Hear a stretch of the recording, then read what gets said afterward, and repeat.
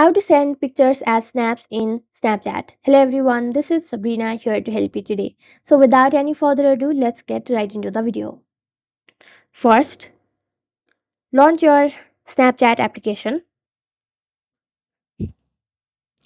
There is no direct way of doing so, but you can use an effect or a filter to do that.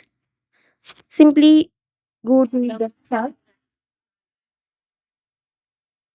and then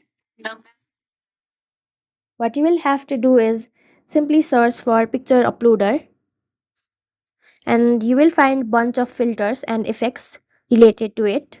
Use any of it and then it will access to your device gallery and you will be able to send them as snap.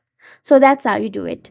Thank you for watching this video. Make sure to like, share and subscribe to our YouTube channel. If you got any questions, comment them down and I'll catch you in the next one.